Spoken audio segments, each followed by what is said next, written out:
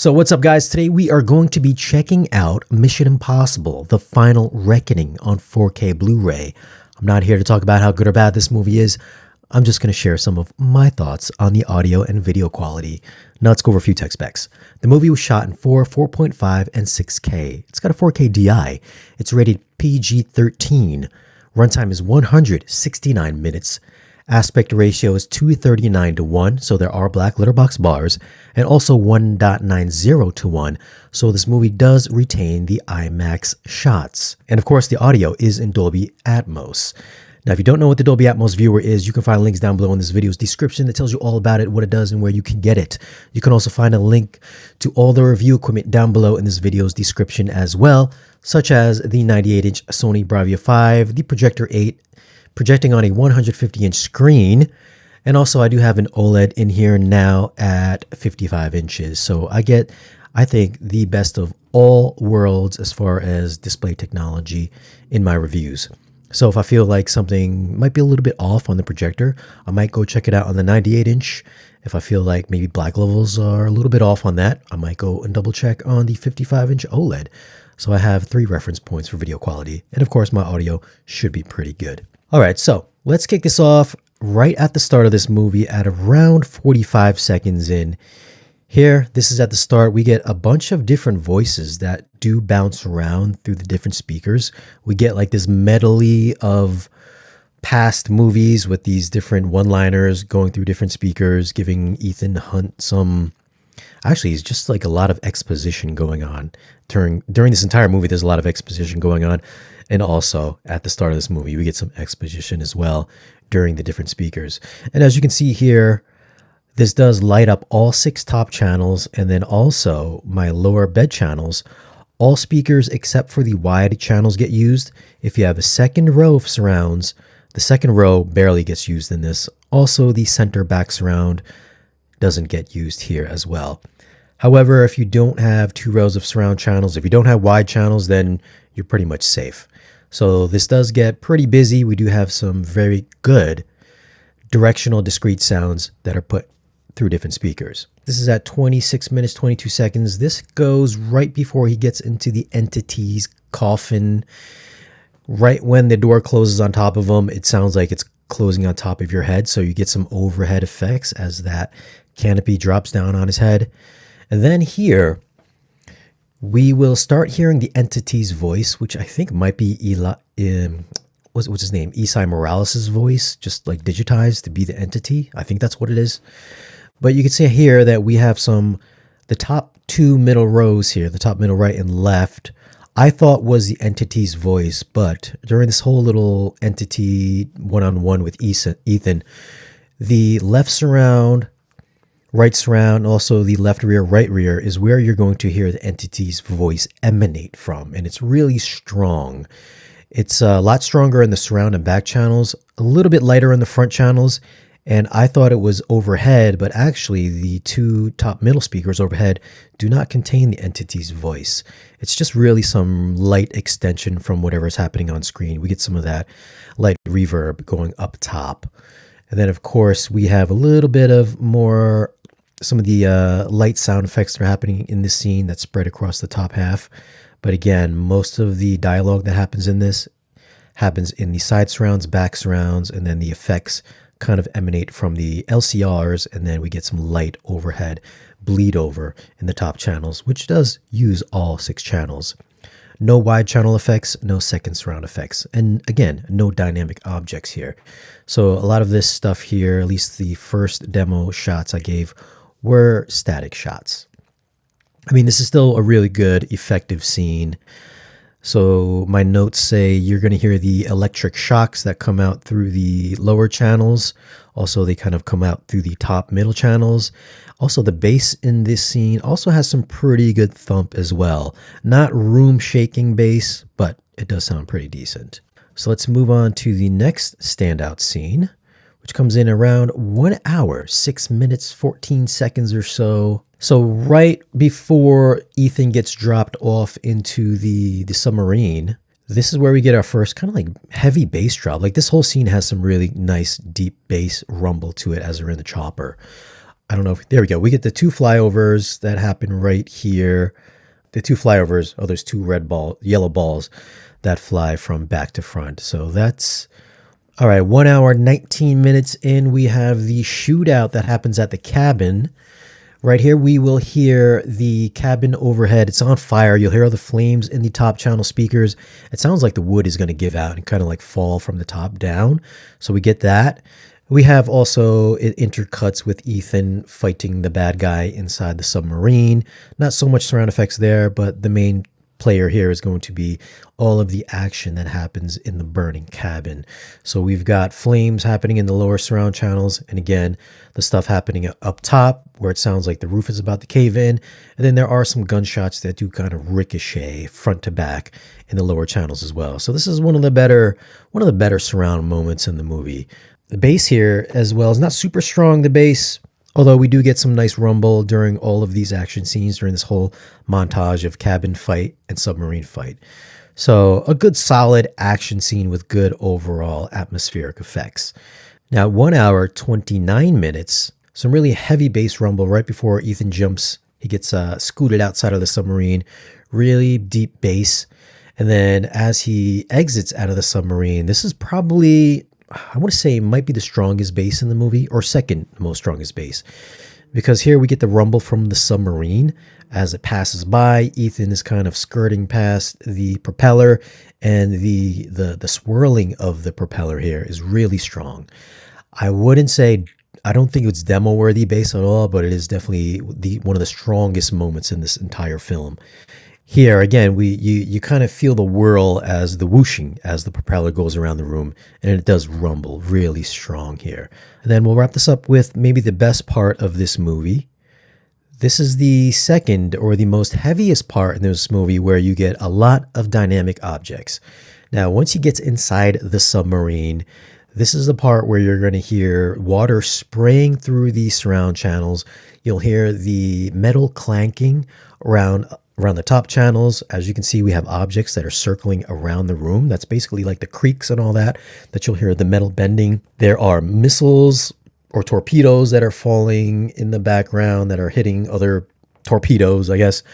And then you'll see how the objects kind of swirl around the sound stage.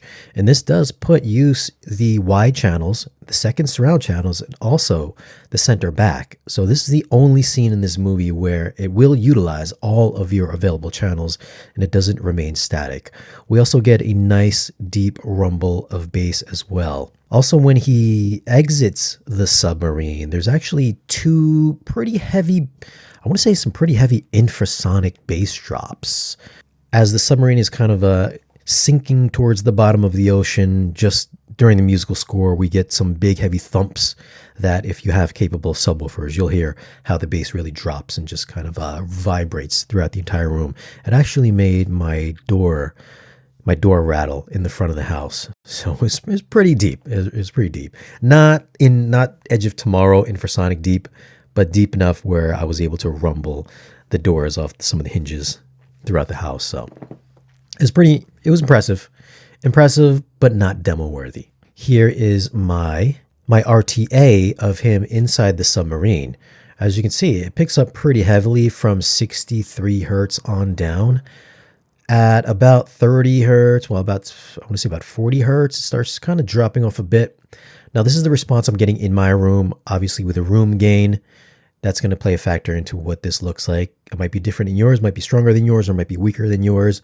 But as you can see, I get some pretty good extension way past down 30 hertz. And this is the entire submarine section. And this is a pretty long sequence as well. Even though bass response, I would not classify as demo-worthy bass, there are some really strong LFE moments throughout the entire movie. One thing that I wasn't too happy with, I thought the mid bass, kind of like in the vocal region out of the LCRs or the center channel, I just felt like vocals didn't have much weight to them. Like I felt like they could have been a little bit more heavier sounding. They did sound kind of light in the center channel. Like I would have thought that Ving Rhames would have had a deeper voice. Maybe Tom Cruise would have had a slightly deeper voice as well, but I just felt like the center channel dialogue was a little bit light. And then, of course, you saw in those demo clips that there are really good, solid overhead top channel effects throughout the entire movie. Not too many like helicopter flyovers, not really heavy discrete overhead effects, except for the stuff that I showed you here. The main one being inside the submarine. There's some good flyover stuff that happens in the last sequence with the two airplanes, the battling airplanes. That was really good. And then just overall, really good solid mix. Now, as far as the video quality, this looks like the last movie. This was shot digitally in 4.5, 6K using digital cameras. I want to say they probably used a very, very light film emulation filter on this because it's not quite like super digital, sharp, crisp to it. Still, it's very 4K crispy throughout though. It does have a little bit of texture to the image, but nothing too egregious at all. Now, what does have some heavy grain is going to be in the flashback sequences. So here we've got a flashback from, I believe, Mission Impossible 3. Here we've got another flashback with Ving Rhames. I want to say this is Mission Impossible 1, at the end of Mission 1. All of these scenes are heavily grained just to give us the idea that these are flashbacks. And then we have one more from the last movie, which is with the two submarine captains. This is from Mission Impossible Dead Reckoning. Also got a heavy amount of film grain. But other than that, the rest of the movie is definitely 4K crispy, very clean. I mean, we can see all of the wrinkles on Tom's face. Here we've got some, the overall movie is fairly bright overall. We got some nice specular highlights. Here we've got some horses running in the background. I believe this happens towards the end of the movie. We got some natural color palette as well. It looks very similar to Dead Reckoning. Nothing too vibrant, nothing too over the top. It's not dull, it's not dim. It's just very natural overall. Primary colors look great. We've got the green trees here. More stuff out here, out in the skies. Very nice highlight detail as we can see the different gradients in the sky there. The black levels, solid throughout. I didn't think we were losing any kind of detail. It does get a little murky during the submarine scene here at the end. I think they might have just tried to make it a little bit more muddier looking here just because this was all CG. This is one of those stunts that clearly Tom Cruise was not diving to the bottom of the Atlantic Ocean. So this CG definitely had some murkier black levels than the true to life real action stuff that he did throughout this movie. And if you guys couldn't tell, these are a lot of IMAX shots. The IMAX sequences, I believe there are 4 big ones. We have the part with the entity, which again happens towards the start of the movie. So this goes full screen, another shot during the entity scene. We also have the cabin shootout here. This is another IMAX scene. Keep in mind that this movie was not shot in IMAX. It was shot for IMAX. So typically if you saw something from Christopher Nolan, let's say The Dark Knight, where he shot it with like 35mm for the 2.39 scenes, and then when he switched over to the IMAX stuff, it went to the IMAX film stock, which you could see the difference between his regular 35mm and then going to the IMAX stuff, we see that resolution bump. Here, as we switch over to the full screen shots, the 1.90 shots, the resolution looks the same whether it's in the 1.9 IMAX aspect ratio or if we're going back to the 2.39, the resolution stays the same. So we don't get that bump in resolution when it switches over to the IMAX. Unlike F1, we do get IMAX scenes throughout. And again, the weakest stuff I thought in this movie were the CG. Like this is a CG shot of them, of a Russian missile inside one of the missile silos. That was clearly digital. And of course, the submarine stuff of him underwater. I mean, this is a good looking shot here of him underwater. That's all CG very clearly. Other than that, I mean, this is just the good looking stuff. I mean, this stuff, I watched this in IMAX and in Dolby Cinema, then watching it back here at home, stuff like this where some folks say, oh, it doesn't matter if it's IMAX or not. I'll take the 2.39.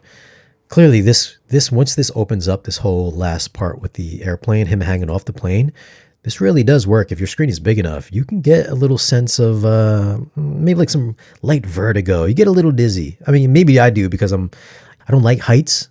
So on a big screen, when this blows up on my 150, I get that sensation that it's really high. So, I mean, having these types of scenes where height is expanded upon, which makes the scene get bigger, I think this really works, having the switching IMAX ratio for stuff like this. So natural color palette throughout, fairly bright. I wouldn't say it's one of the brightest. It's not Aquaman bright color-wise, anything like that. But, you know, the peak highlights here, we got some missile explosions, some flames, stuff like that. Looked really good. The light specular highlights, lights behind his head looked great. And then, of course, the black levels looked great as well. So if I was going to rate this video-wise, I thought this was a solid-looking movie overall, just as good as the last one. I would have to go probably 9.7 for video. Audio-wise, this was a busy mix from start to finish. It used all of my available top channels. Bass response is not demo-worthy. However, there is a healthy amount of bass throughout. I thought the mid-range, the mid-bass could have been a little bit better. Some of the explosions could have slammed a little bit harder. I thought the vocals out of the LCRs could have been a little bit better. But the overall immersion factor, it did use most of my speakers all of the time. You do have that one scene where you do get some pretty solid dynamic objects. Audio-wise, I am going to go with a 9.1 for audio. Solid mix overall. But the question is for you guys. Did you see Mission Impossible? Did you watch it on digital? Did you watch it on 4K Blu-ray? How did you watch it? Leave your comments down below. How did you feel about the AV quality? Leave a comment. Now, if you do want to pick up this movie, I will leave some links for it down in this video's description. Thanks for watching. Don't forget to like, share, and subscribe. If you want, you can follow me on Patreon. That's patreon.com/Shane Lee. That's on Patreon. We have a great group of people over on Patreon. Check that out. There is a 7-day free membership as well. Like, share, and subscribe, and I'll catch you in the next video.